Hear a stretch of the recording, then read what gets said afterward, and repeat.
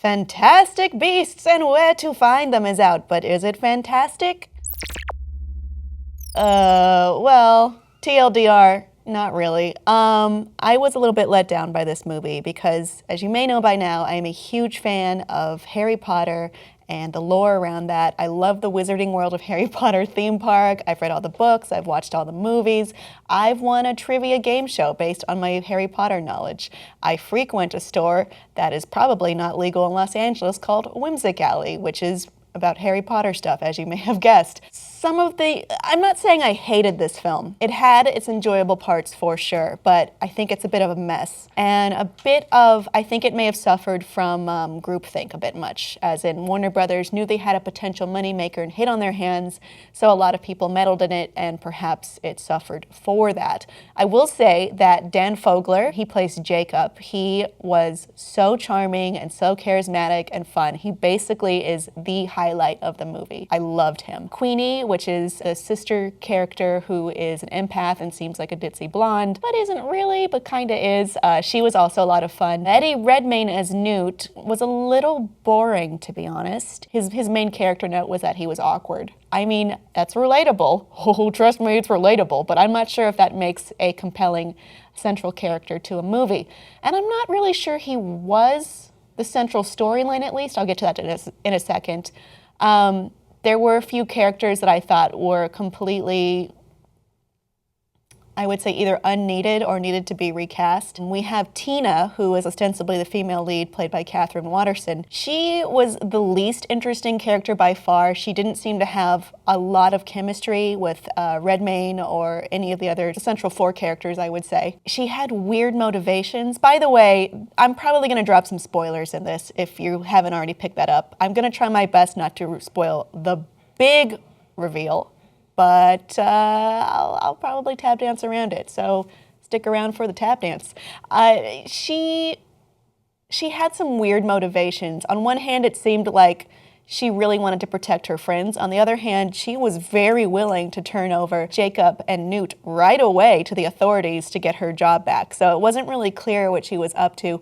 There were a few scenes that were great. For instance, there's a scene at the end, a goblin bar, which is just excellent, and I want to see more about that movie. There were some scenes that went on way too slow and didn't really seem to go anywhere, such as there's a scene where Jacob thinks he's going to be mated with by a large animal that looks a lot like a rhinoceros, but it's a magical beast, so it's not that. I don't think it was played right.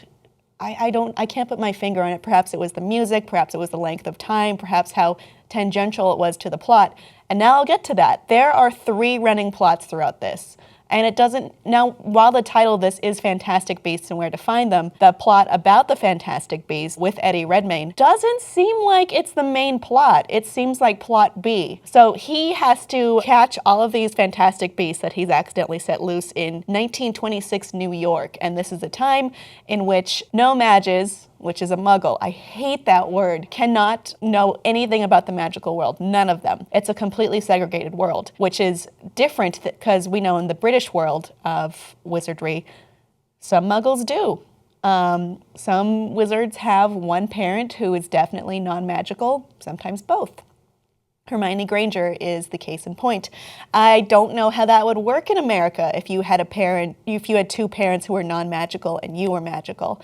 So there's the plot line of Newt trying to get all the animals back, and he's brought along Dan Fogler for the ride. The larger plot line seems to be the one that, well, the more important plot line is the one that's glossed over more, and that is off the very beginning, we get the idea that Grindelwald, who you may remember as a part of the Harry Potter main storyline, he's a villain opposed to Albus Dumbledore, and also they have a complicated relationship. He is terrorizing the world and trying to expose the magical world to the non-magical world.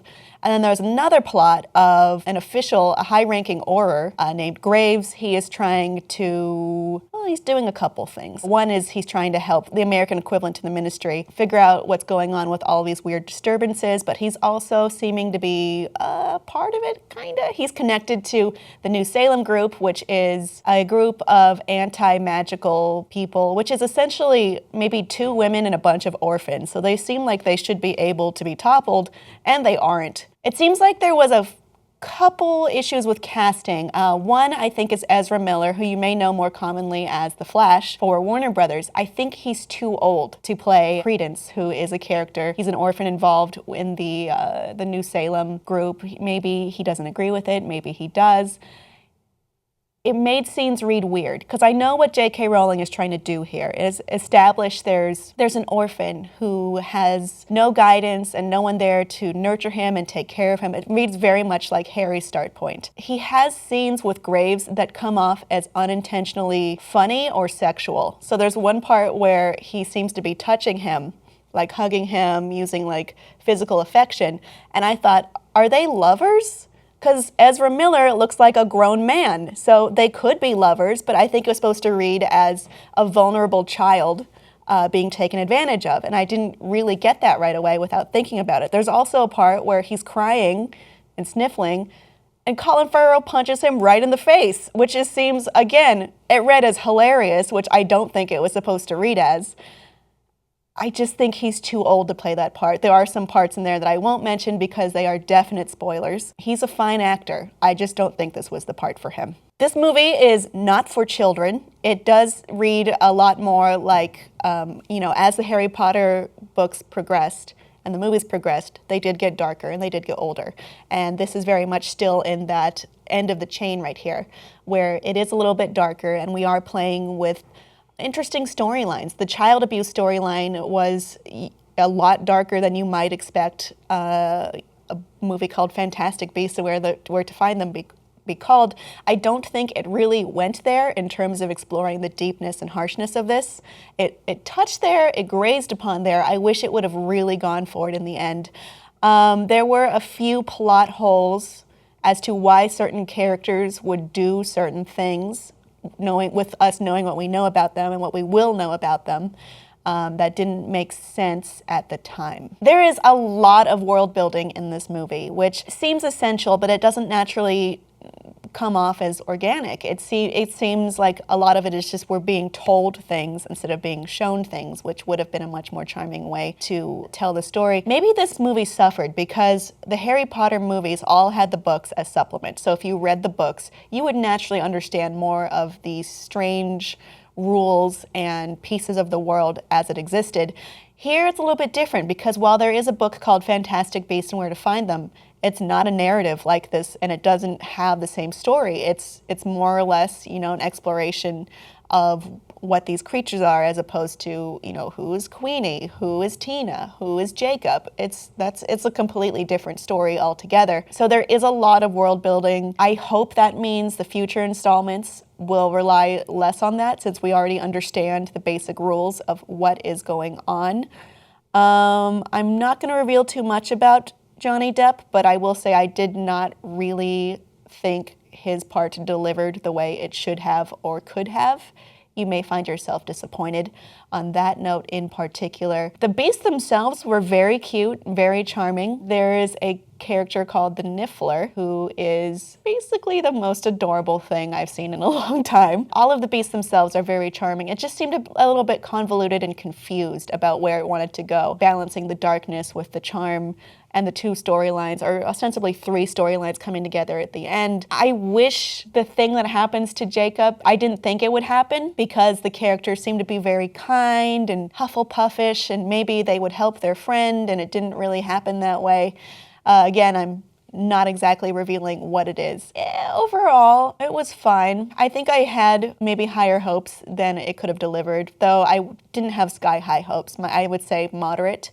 If I had to give this a score out of 100, I would lean between 75 and 85, somewhere in that nook, maybe 80. There are some charming parts. There's just also a lot of parts that were very confusing and were very much a mess. It is clear to me how characters like Dumbledore might be hooked in the future. This would be vis-a his sister Ariana, who has deeply troubled issues to do with magic and a very sad end. So if you've seen it, you know exactly what I'm talking about. I hope the future stories are more about Dumbledore and Grindelwald and less so about Newt and Queenie and Tina and Jacob, unfortunately, because while they are the main characters, they don't seem to have the most interesting story or the most relevant story to the plot. Overall, it's fine. You may find yourself disappointed like I was if you have Harry Potter on the brain, which I do. It's good that it made its own world and didn't rely too much on Harry Potter, but it's also not good because it inherently is Harry Potter's world, and it's a different take that may fall flat for a lot of people. Audience, have you seen Fantastic Beasts yet? Do you disagree with me? Do you agree with me? Did you love it? Did you hate it? Let me know below in the comments, and please like and subscribe for more.